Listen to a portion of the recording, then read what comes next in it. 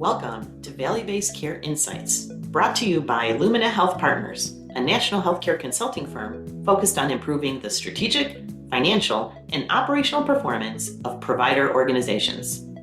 On this program, we will explore trends and share valuable insights on how health systems and medical groups can optimize their performance to meet the demands of this increasingly complex healthcare environment and shift to transform the delivery of care. Value-Based Care Insights is hosted by Daniel Marino, Managing Partner of Lumina Health Partners. Daniel has been in the industry for over 3 decades and specializes in shaping strategic initiatives for organizations in areas such as population health, clinical integration, physician alignment, information technology, and data analytics. For additional insights, visit luminahp.com and sign up for our newsletter. Dan, over to you. Welcome to Value-Based Care Insights. I am your host, Daniel Marino. As we look around the country and see some of the changes that are happening with medical groups, whether you're an employed medical group or an independent medical group, we're seeing a lot of pressure being placed on either health systems or these medical groups related to some of the competition that's coming into their market with private equity, or let's say specialty medical groups such as cardiovascular services or gastro or even cancer not being able to sustain their financial performance like they used to. And the interesting thing that we're seeing right now is the pressure that's being placed on these specialty medical groups are really coming from both sides. So the pressures are coming from the payers wanting to obviously lower the reimbursement. Those pressures are coming from shifts in site of service, not so much from shifts in value-based care, although some areas of cancer and some of the specialty service lines, we are seeing a little bit of pressure from value-based care from the payers, but mostly from fee-for-service. But we're also seeing these pressures, what I would call from bottom up, which are really the rising costs. And some of these specialty care physicians and even primary care, for instance, aren't able to maintain their incomes like they used to, or their practices are really financially challenged. So it's forcing them to look at different alternatives, whether that would be going private equity, becoming employed by their hospital, or maybe even joining another larger independent medical group. Well, interesting topic, one that we've been spending a lot of time talking to hospital leaders around the country. And here today to help me with this conversation, talk through it a little bit, is my colleague, Lucy Zielinski. Lucy, welcome. Thank you, Dan. Thanks for having me. So Dan, I'm going to flip the tables on you. You're the host of the show, and I know you've been doing quite a bit of work in this space recently. We've had several clients that you've worked with them on some specialty service lines, as well as supported many health systems in their strategy to systemness. You know, as you know, organizations, healthcare organizations these days really want to grow their market share and really improve that quality and lower costs around value-based care. So what have been some of the trends that you've been seeing across the country as they relate to service lines? Yeah, it's interesting when you look around the country, it's a little different in each of the markets, but it's also different by the different clinical specialties. So for instance, as we know, a few years ago when Medicare changed the reimbursement with cardiovascular services, the year that followed was a tremendous amount of movement towards, or shift towards, employment for cardiology, right? So even today, there's very few independent cardiology or cardiovascular groups they're really employed. Now we're seeing that continued trend occurring in other specialties. So for instance, orthopedics, if you will, they're not so much becoming employed by the hospitals, but what we're seeing is private equity coming in and offering these big dollars to take over the groups. And it's part of their strategy to shift to, say, more of an ASC type of a structure or something in that regard. Also seeing a lot of shifts and changes in gastroenterology and cancer as well. And as I said in my opening remarks, a lot of it is because of the cost pressures. So I would say that the biggest trend right now is with private equity coming into the market. Second to that is some of these non-traditional providers like Walgreens. Optum has been very aggressive in this space, and a few of the other non-traditional providers coming in and employing or purchasing these practices.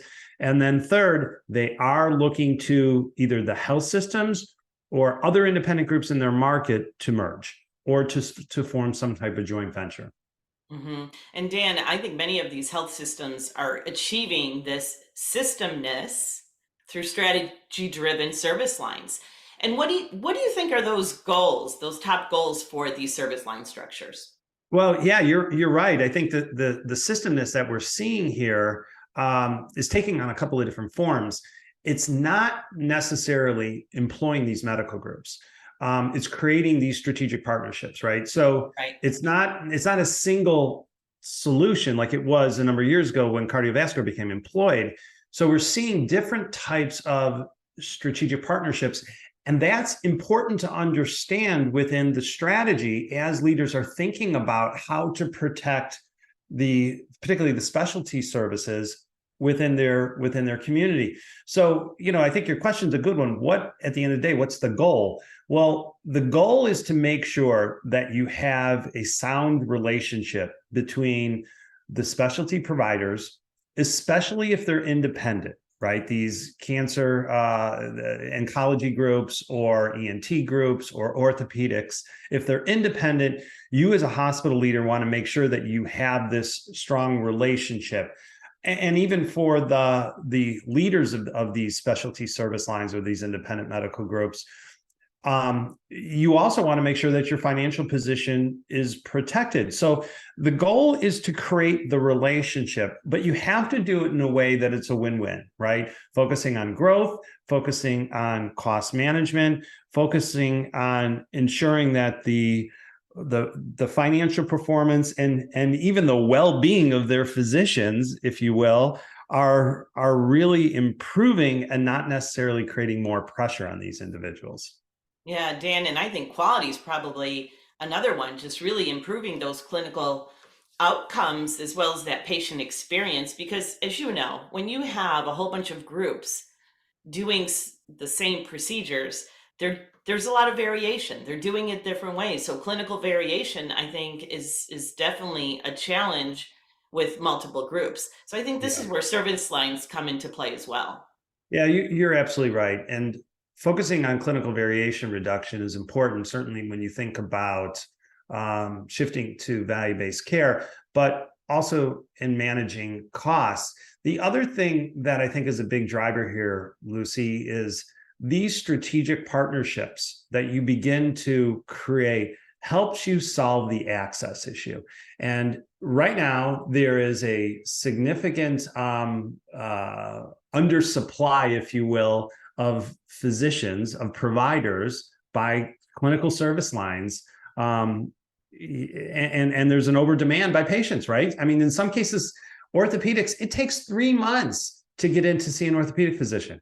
As you know, we're working with one cardiovascular group right now, and it's close to 60 days to get for a new patient visit. That's not sustainable. Yeah. So by creating these strategic partnerships and allowing the availability of more resources, and it's not just human capital resources, but it's technical resources, you help to create the strategy to improve access. And that has benefits all the way through the health system. Mm-hmm. Yeah, Dan, and I think another point too is, the physician burnout, right? And I think service lines really involve physicians, so they're more engaged and there's better alignment, and they aim at better quality improvement because you have a team working on things now. Yeah, you're absolutely right. And, I can't help but think that the underlying driver for primary care and some of these changes that have occurred in primary care are really as a big result of primary care physician burnout, right? it's very tiresome for primary care physicians. So, when you've got a Walgreens coming to you, or you have a CVS coming to you, or you have even an Optum coming to you and saying, look, we're going to reduce your administrative pressures by 20%. We're going to cut the time that you're spending completing your, in basket of your EHR. We're going to give you more resources. That's very appealing to a physician who historically has been working 10, 12, 14 hours a day, right? Sure Nobody is. wants to sustain that. It sure is. It definitely is. So the primary care physicians, I think, are really interested in some of this service line strategy. How do you think it is different for primary care physicians versus specialists?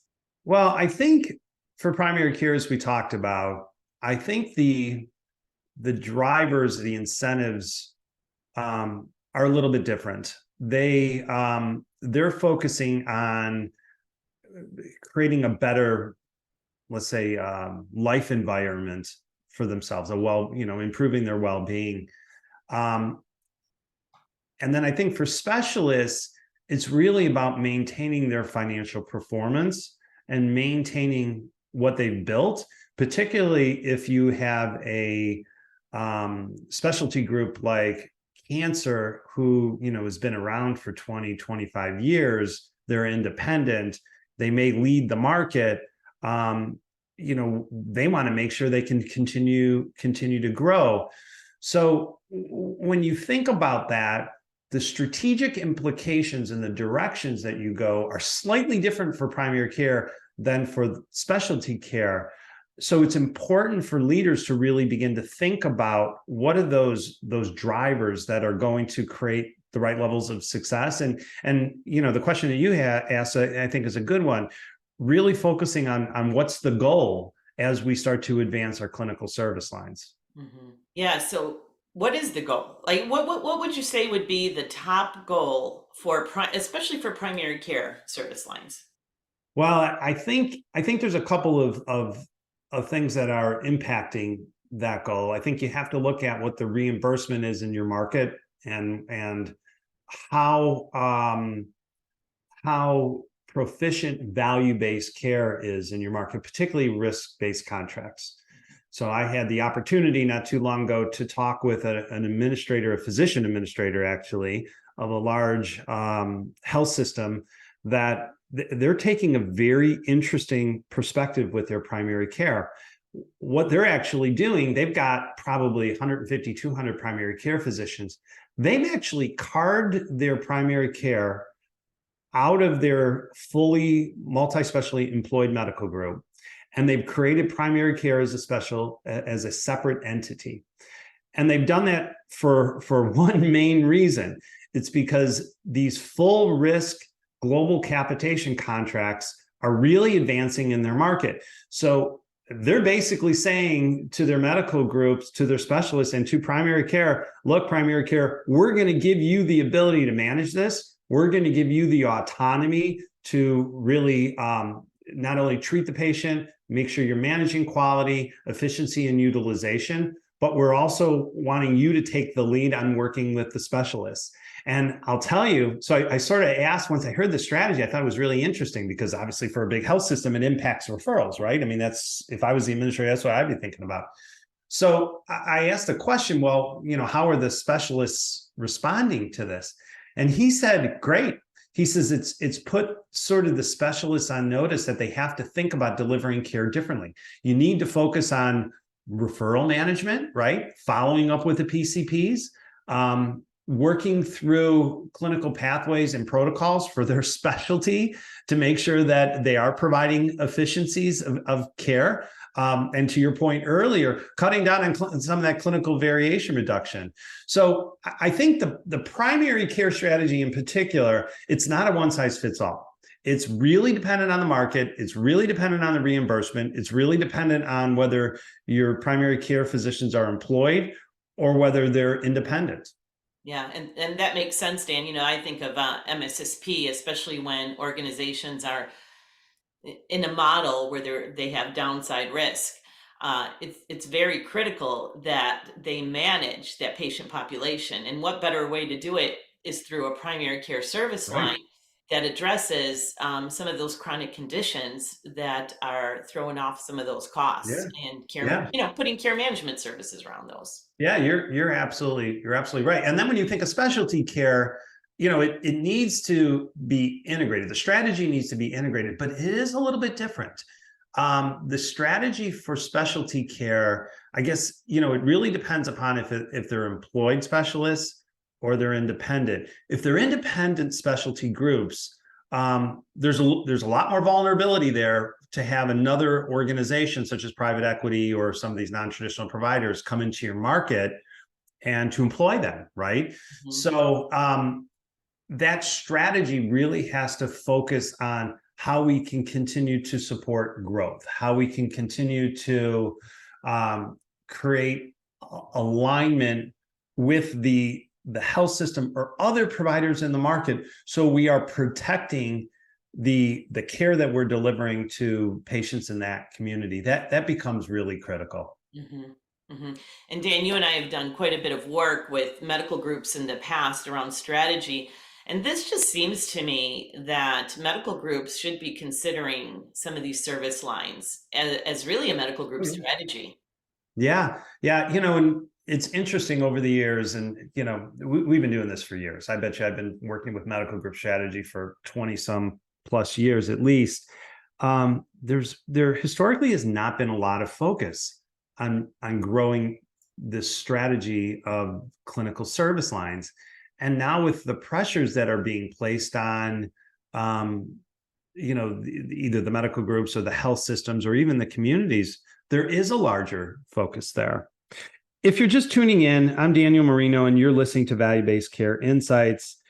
I'm talking today with Lucy Zielinski, and we're having a fascinating discussion on clinical service lines and their impact on advancing medical group strategies. So, Lucy, yeah, you're absolutely right. I think as you start to think about what those strategies are for the specialists, for instance, focusing that attention on what the goal is, how you begin to integrate, how you begin to think about the market and protecting the care that's being delivered to patients within that community or within that geographic region, I think is critically important. Yeah, yeah, yeah, I agree. And so, Dan, I have another question for you. We've talked about how service lines can provide better outcomes. And how about the financial performance? We can't let that be unseen here. It's definitely a critical point for many health systems as well as service lines. How do service lines support maybe payer contract negotiations and then performing well? How do they perform well in those contracts? Yeah, that's a good question. The financial performance of specialty care of these specialty groups has changed, right? It's evolved over time, and the types of contracting and how we're contracting also is continuing to change. One of the things that COVID did was it really showed that not all this care needs to be provided in the hospital, that we can really be providing this care in the ambulatory environment in an ASC or even in an office-based structure. Or And even telehealth, Dan, right? Even telehealth, virtually. you're absolutely right. So these shifts in site of service, and being proactive in understanding how we can continue to shift and evolve from acute to ambulatory, from ambulatory to even office based. I would even say from office based to even the home environment, right? You bet. And we That see a has lot of to, home health agencies popping up all over the place. yeah, that has to be integrated in the strategy. And then it has to be negotiated appropriately with the payers, because at the end of the day, the medical groups can't just accept a low reimbursement for shifts in site of service, because then they're sort of cutting their own throats. But if you can negotiate a fair reduction as you go from the shifts in different site of services I've mentioned. The medical groups undoubtedly will pick up some financial opportunity because the cost structure is different when you go through each of those areas. But it needs to be done smart, right? You need to really think about both sides of the equation, both the reimbursement and the impact to it, as well as the cost and the impact to cost. Mm-hmm, mm-hmm. And when we talk about these services that are shifting in site of service, I've seen quite a bit around imaging and some of the procedural services. Can you speak to some of the other procedures or maybe specialties that we're seeing the greatest shifts?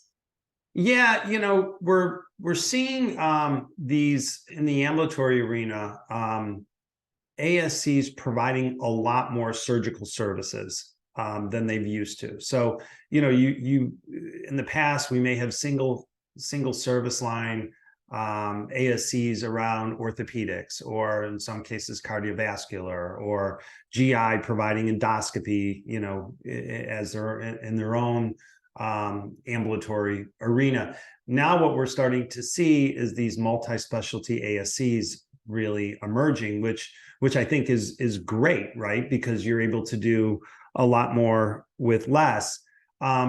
We're also starting to see, like in radiology, I'm not radiology, oncology, you'll have the hematology oncology group coming together and now partnering with radiation oncology, right? Historically, that's been separate. So that becomes important as you start to think about consolidating these services, or combining these services, not so much consolidating, but combining these services.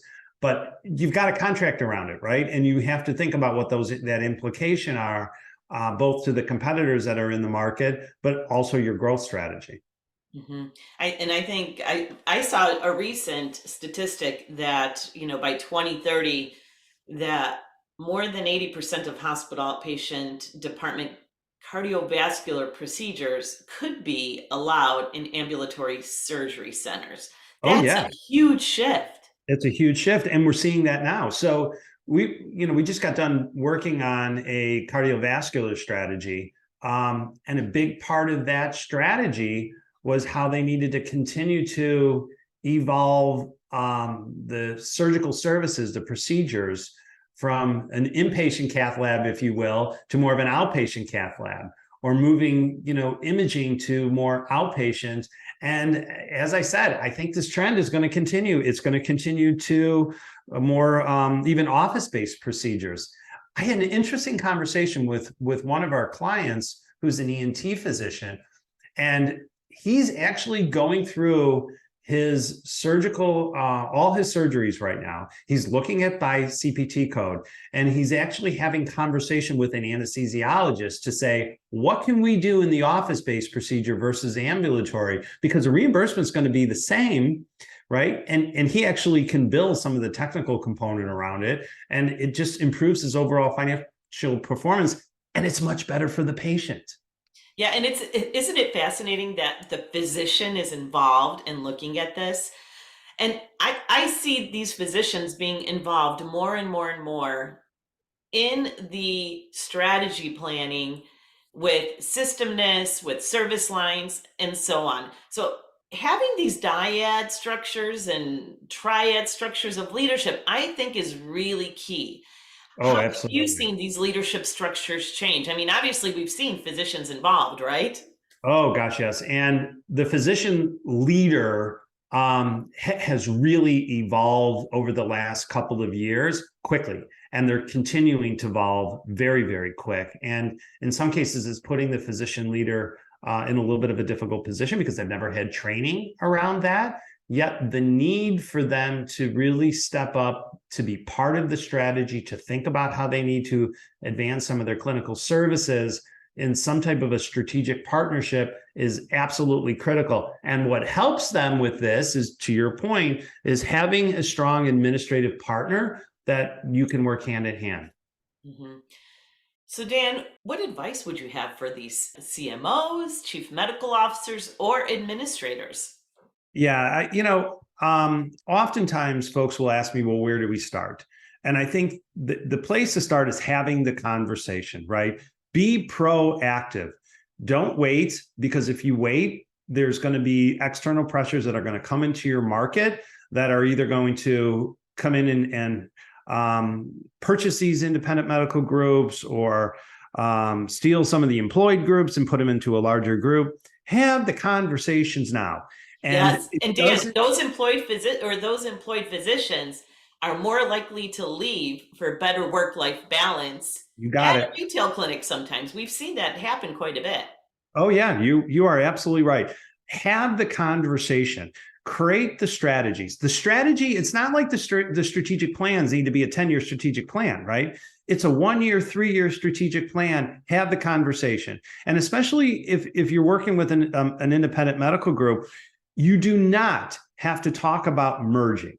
You can talk about having a strategic partnership, a joint venture. Strategic partnerships take a lot of different forms, and I'm happy to share some of those with you. But I think the key to it, Lucy, is you have to have conversations, and you have to be proactive. Mm-hmm.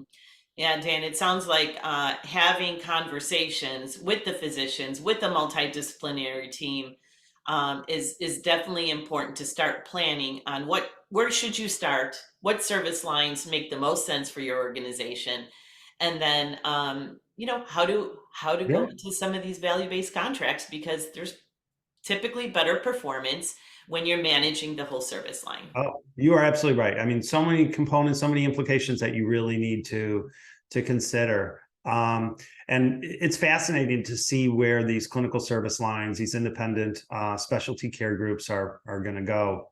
Well, Lucy, I want to thank you for joining me today. Fascinating discussion. I enjoyed kind of being a little more than the host, being the participant today. It was fun. So thanks again for coming on. I really appreciate it. No problem, Dan. It was fun to ask you some questions and turn the table. So can you tell us where listeners can go to for more information? Yeah, please. If anybody is interested in advancing their medical group strategy, I think we talked about this on our last episode with Jeff Peters. Please feel free to go to luminahp.com/insights. There is a medical group strategy page, just a wealth of information. We have a lot of articles there, webinars, and even some of our podcasts. Or if you're interested in just finding out a little bit more, just having a conversation around your clinical service lines, advancing some of the strategies, feel free to reach out to me. My email is dmarino@luminahp.com. Well, Lucy, again, I want to thank you for joining me today. Great discussion. I really enjoyed it. And to our listeners, I especially want to thank you for listening today. Until our next insight, I am Daniel Marino, bringing you 30 minutes of value to your day.